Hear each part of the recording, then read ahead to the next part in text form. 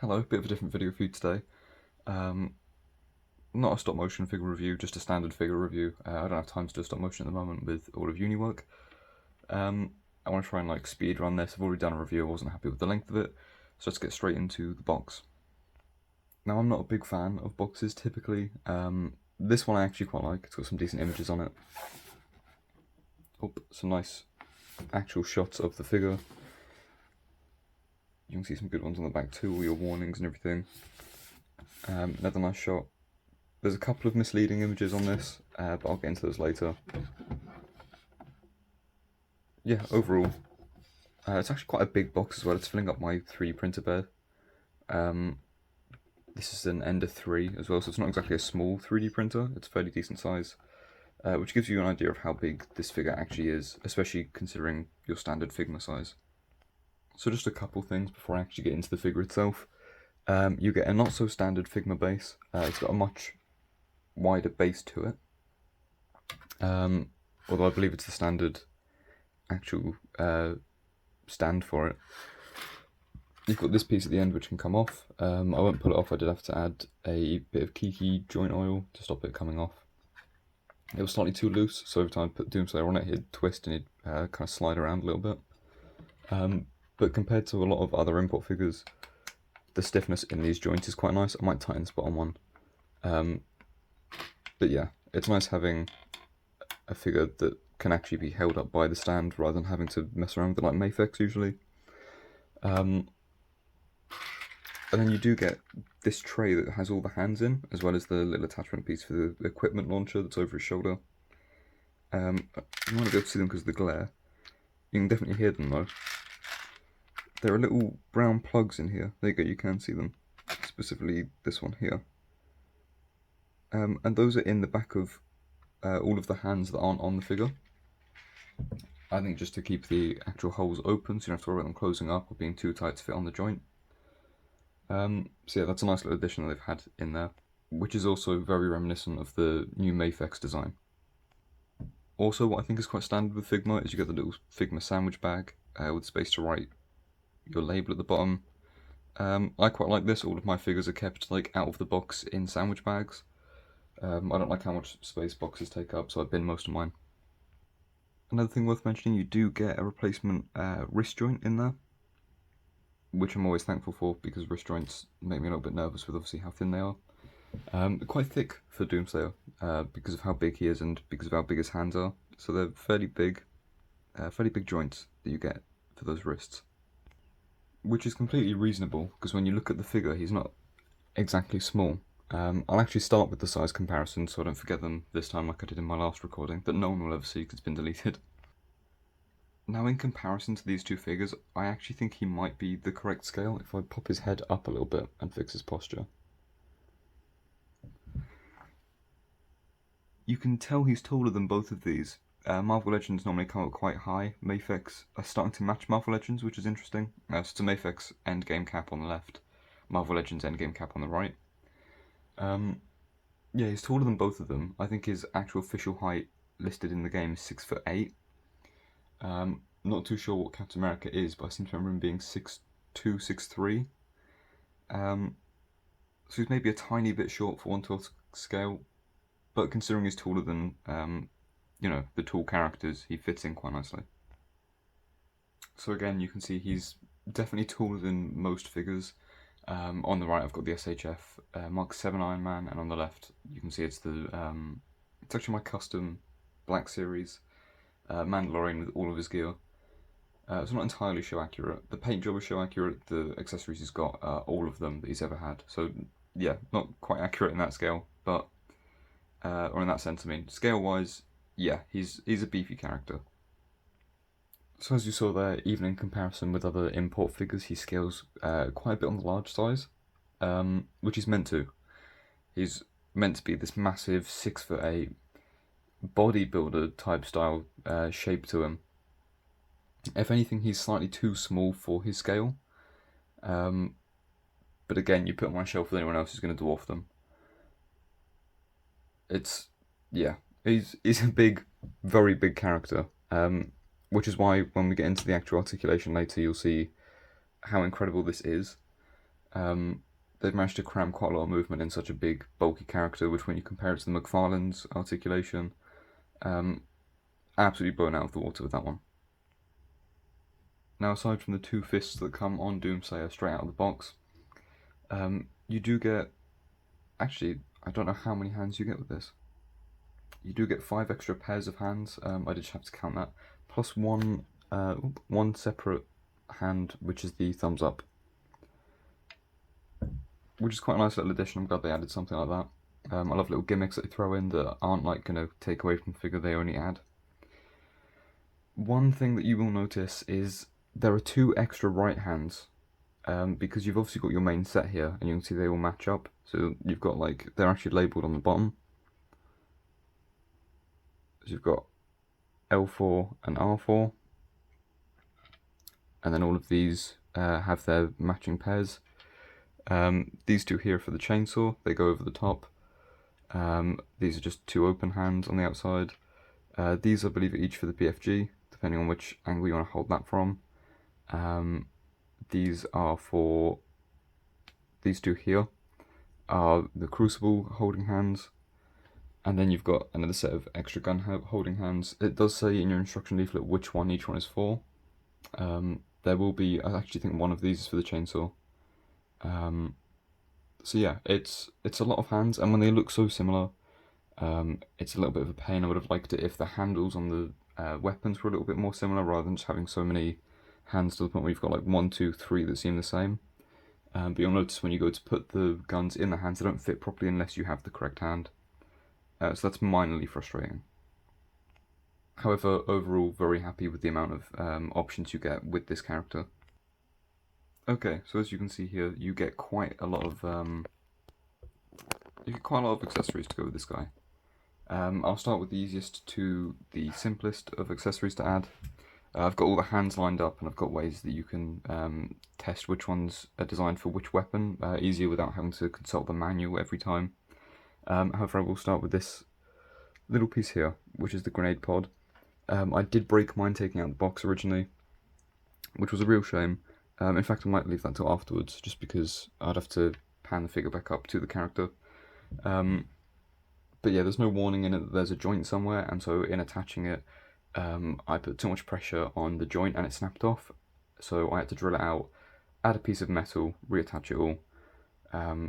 And yeah, it's a bit of a pain. I'm currently emailing Ami to see if I can get a replacement sent. Because while my repair does work, it's not as nice as the actual joint would be. And yeah, I think when you've paid obviously a premium price for this kind of figure, it'd be nice to have the official parts rather than a rod of metal sticking through something else. But anyway, I'll start with his arm blade. So you get the extended part here. I'm going to keep drawing similarities to the McFarlane one, because it's the only other figure I've owned that's in 1/12, and I modified that. I also don't have it with me, so I can't do a size comparison. But yeah, very nice detailing. I love the black wash they've done throughout the entire figure. To replace this, it's fairly easy. You've got your collapsed version here. It pulls off really nicely. This is the peg that holds it in. And then you simply plug this other one in the exact same hole. And it just clicks in. Yeah, very nice. It's got a good hold on it as well. You're not going to have it fall off. I love friction fit things. I prefer when they've either got a soft peg or it's a friction fit, because for things like this, I don't like having pegs that have risk of snapping off. I do prefer this kind of thing. So now onto the crucible. I do have all of the hands down here. Now the crucible and the chainsaw top holding hand are very similar. So this is the crucible one. You get to see my gummy nails up close. If you're wondering why they're so dirty, I do metal work and I'm on a special effects course. And yes, it'd be lovely to clean my fingernails every time I do, which I do, by the way. I do clean my fingernails when I record a YouTube video. But I'm not going to scrub them raw just for a recording. So if they offend you, I'm very sorry. I cannot fix that easily. Anyway, the point is the gap between the thumb and the finger is actually existent. Whereas if you get one of these, which is the chainsaw like top holding hand, while the holes are pretty much the same, slightly different in size, the fingers are welded together, which for something like this, because it's not like a tight fit, you can see how small that bar at the top is, and you'll see later when I attach it. I think maybe just having these would have done fine.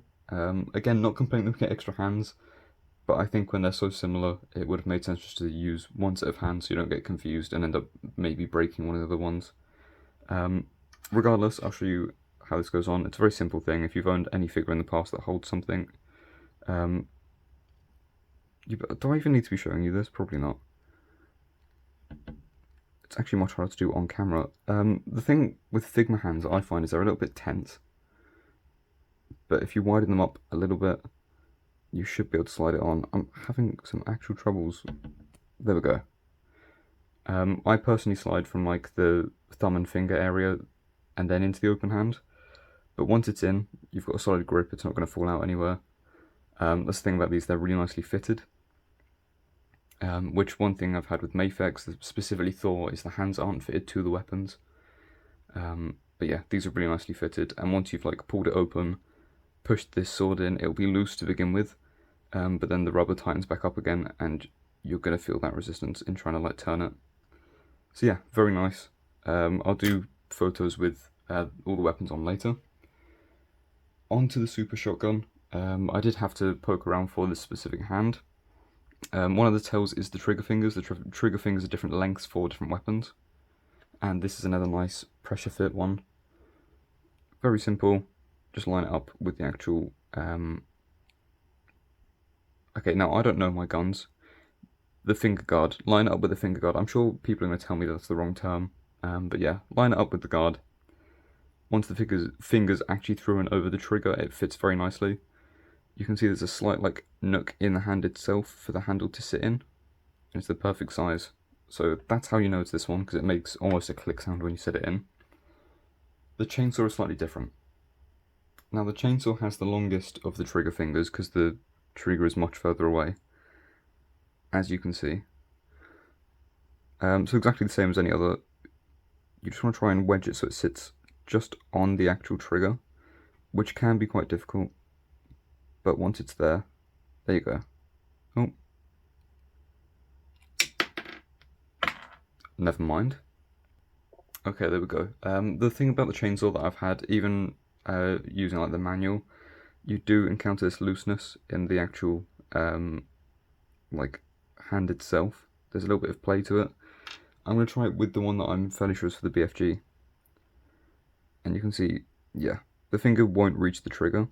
It's a tighter hold, I suppose, but it won't reach the trigger, and it means you basically just won't get your hand all the way in. So yeah, it's a little bit of a pain, because you can see the hand is fitted for this weapon. Like, if I extend the finger actually onto the trigger there, you can see it's the same shape as the handle. So it is for this, it is for the chainsaw. It's a tiny bit loose. I think they rely on the fact that you do need another hand. So you unpeg this bit, and then you've got your hand that's very similar to the Crucible one, but with the welded fingers. And then pull this out of the way. Slide it over the gap. And then peg it back in the other side. Now you can see how much gap there is here. Like, I don't quite see why you wouldn't have the rest of the hand a little bit more closed, a little bit like tighter fit, because it just kind of pulls away. The only thing holding it is the fact the fingers are welded shut. So I think rather than making two that are this similar, it could have done with just being a tighter grip on that top bar. But yeah, these work very nicely. Once it's on the figure, it does hold. It's just mildly infuriating trying to set it up. And again, the BFG does require two hands as well. So you've got your one for the trigger, which is a very nice fit. It's actually got a square shape in the bottom. You can see the hand there. There's like this little corner that comes out just below the pinky finger. You want to approach this one from the side, like this, and then try and slot it in. The instructions tend to tell you to put it on before you attach the hand to the figure, and I'm inclined to agree with that for this one. There you go. Now this one's a very secure fit. I think you could possibly have Doomsday actually just hold the BFG up with one hand if the joints were tight enough on his arm. But yeah, that's a good fit. You can see you can actually click the corner in at the bottom where the pinky is. There we go, and that sits flush with the square edge of the handle. And now it does tell you to add another hand. The other hand that you add is just the open palm, which is this one here. And essentially that just rests, just supporting itself. I found that it can wedge, like you can actually wedge the thumb and the finger either side of the grey bolt at the bottom. It takes a little bit of finesse to get like an actual grip on this. I don't want to damage the figure. I've already done that. But yeah, it's basically just to rest it. Like that. Now that I've shown you all this, I will show you the equipment launcher on his back. I'll also tell you what part of it broke for mine. It's so handy having this, being able to just like drag my stage back and forth. I might do all my recordings from my print bed now. Okay, so the equipment launcher comes detached out of the box. It's just a ball joint under this. I won't try and pry it back off because I don't want to risk damaging it again. But yeah, you can see you get all this movement from just the ball joint on the back. You get a decent range of tilt on it. But the way you attach the actual equipment launcher bit is you could very well just leave the part on it and just extend it up and turn it like that. And I suppose that would work to some degree, but it's not accurate.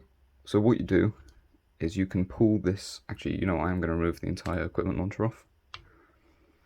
So this is how it comes out of the box, just like that. What I didn't realise at the time is there is you can see glue and stuff I've had to use, there's a rotation point here. I didn't realise it was that thin, and applying any pressure to this, it will just snap immediately because the plastic it's made from, and that's what I found out. You've got another hinge here, and then the ball joint at the top. What you want to do to remove this is you want to take the actual equipment launcher head off of this ball joint, apply it to the new one, which I may have to do off screen because it's a bit finicky. Oh no, never mind, there we go, straight on. And then you want to remove this piece here, like that. This is the small peg that snapped off at the base, by the way, the same style. And then you replace it with the longer arm, that is also facing the right way. And then you've got your lengthened equipment launcher, and that can be put back on his back. You can obviously do it without taking it off his back. I'm going to actually watch, there we go, that I do this properly. But yeah, it does work very nicely. I can see why you would want a replacement part for that. But yeah, very nice. For my personal collection, I think I will probably just have it. I don't know if you can see this. I'll probably have it so obviously this is the ready to be used position. I'll probably have it so that this piece rotates back, twist it at the base here, and then fold this bit down, and then rotate that back down as well. And that'll probably be how I stow it, just so it's out the way. Yeah, that's how you add all the bits to it. I'll go into the articulation segment now. Actually, just before I get into the articulation, here's one of the gripes I had that I mentioned about the packaging that's somewhat misleading. In their preview reviews that you may have seen on YouTube as well, they described this as a gradient, which you can see here. This is the BFG again. There's a nice gradient on the side panels, but you get to the top and there's just block colours, there's no gradient between them. Again, the side is good, front block colours, and just block colour at the bottom. And again, if you look at the box, it does show a gradient as well as the review that they gave, or the preview they gave us. Like this here, this is a gradient. Not the smoothest of gradients, but it is a gradient. So it's a shame they didn't quite carry through on that. However, that being said, they have given something which I personally find nicer, because you still get that effect, I suppose. Something I find more useful, if you've got a UV torch, the green is highly UV reactive. Let me just turn off my main light for this. So it does still give somewhat of a glowing effect. But yeah, if you do shine a UV light on it, you can see that the green glows very brightly. And that's the same for all of it. This bit will glow brightly. Obviously the front will. The side panels will. Even the little dots at the back will. And so will the tiny green dot at the bottom. It shows up better in person than it does on camera, but the UV effect does work, and I'm very grateful for that, but it would have been nice to see the gradient, because as you can see by the side panels, it is possible. I don't know why it didn't happen in the final product. But yeah, minor misleading, not the biggest problem. The actual misleading point that I have here is the elbows. You can see the joints here are a very stark colour compared to the toned colour, like of the biceps and everything. Like you can see there's nice dark shading, and these joints are not the correct skin tone. They show up better on camera, but if you see any other reviews, you'll notice that yeah, they're not quite a good match. They could have used a slightly darker skin tone ideally. If I put them away, you can see they stand out quite a bit. But again, not the biggest gripe. Anyway, the actual articulation itself of this is very impressive. I'll pan my camera up a little bit. So I'll start from the toes and work my way upwards, which is ironic because there is no toe articulation. You do get your typical hinge. So it's a hinge back and forth and pivot side to side. So you do get some nice movement out of this. You've also got a ball jointed panel for the armour here, which moves around so that gets out of the way while still keeping all the detail. You've then got another ball jointed armour panel here. So once you bend this, and you do have this weird like indent in his thigh, let me move his arm out of the way, which you can see there. It's a weird cut, however, it does allow for a bend past 90, so I'm not going to complain too much. And then this joint, this joint on the front of the armour plating allows you to close that gap up a bit, which works quite nicely. Obviously if you look straight down it you can see it, but from side profile it does cover the gap quite nicely. Then you come up to here, let's move the arms out of the way a bit, and you've got joints in here, so these panels move up and down and they're a little bit more flexible. Never mind, no they're not flexible at all, they just have a hinge on them. So you, ooh, nice bit of powder just out there. I have used Kiki joint oil, the hip joints were slightly too loose for my personal taste, whoops. Oh, lovely, good few bits falling out there. So while stood up straight, you can get a kick of about 45 degrees out of him to the outside. Forwards, you get a lot more. You get like a decent bit past 90, like upwards. Good range of movement out of those legs. And then you also get quite a bit backwards considering like that leg is straight still. So very nice. You do, I should mention, you get rotation at the boot and rotation at the thigh. Not a whole lot because it will run in, but you do get that rotation in there. You can see just how high up these move. Then you don't get a whole lot of motion from this bottom ab crunch joint. I'm fairly sure it's just a ball and socket for the bottom. The top one, however, is a mix of balls and hinges. I did pull it apart to have a little look. If you pull them all the way back, like that, you do get a little gap in the front where you can see into the hinge, but you do get a decent bit of range back. You also get quite a nice crunch forwards, especially if you utilise both of those joints, but again you get a gap in the back, which allows you to see the type of joints in there. Got a hinge, ball at the top, ball at the bottom, or actually yeah, ball at the bottom, ball at the top, and a hinge in the middle, which works very nicely because you get a lot of side as well out of it, which is just fantastic. If we come to the shoulders, I'll start with the wrists actually. The wrists are your typical import figure. Whoop. So you've got your normal, I showed it earlier actually. You've got your bend, just your hinge, double pin hinge, and then you can rotate that to change the direction the fist moves. You've got single joint elbow, however that does get a decent bit past 90, and I can't imagine you'd get more range of motion if you had a double joint there, just because of the size of the arms. Some people don't like Figma joints because you can see them. I personally am not too bothered by them, especially when you've got such a busy character like this, where you've got like all this detail going on. It kind of pulls away from it, especially the back of the knees. You don't see it as much. So yeah, you do also get rotation here. And then you get more rotation at the bicep itself. These shoulder pads are attached to the arms, and they're on another long barbell joint. So they can get really far out of the way, which does allow you to get past 90 range of movement just flat outwards, which is very nice. And you've got a ball joint leading into the torso.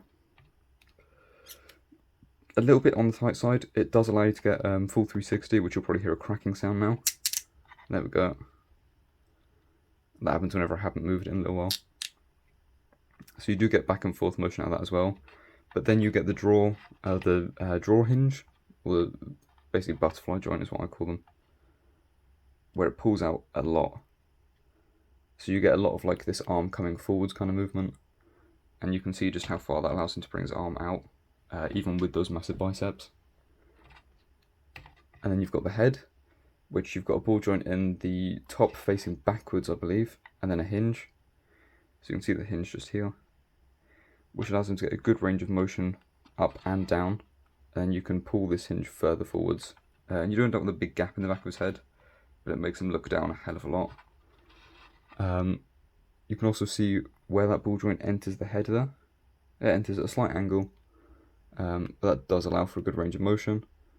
You also get a lot of upwards motion. But again, you do get to see that joint. Also a nice bit of pivot side to side. The bottom neck is only on a hinge back and forth. You can't move that side to side. So yeah, a lot of range of movement in this. Okay, so finally, these are just some of the photos I got messing about with it outdoors. Don't have a backdrop inside, so I had to take it out. I've mentioned like the tiny grievances I have, and they're not even that big of a deal. The breakage, was my fault, but it would have been nicer for it to have been listed in there that it was a fragile area. And those are the only negatives I can think of. The joints in some areas could be a tiny bit tighter, but it stands beautifully, it holds its positions, it's not an issue. This figure is incredible, to be honest with you. I absolutely love it. I've not been able to put it down properly for the past few days. I keep messing about with it. Highly recommend it. So yeah, thank you for watching this video, and hopefully see you in the next one soon.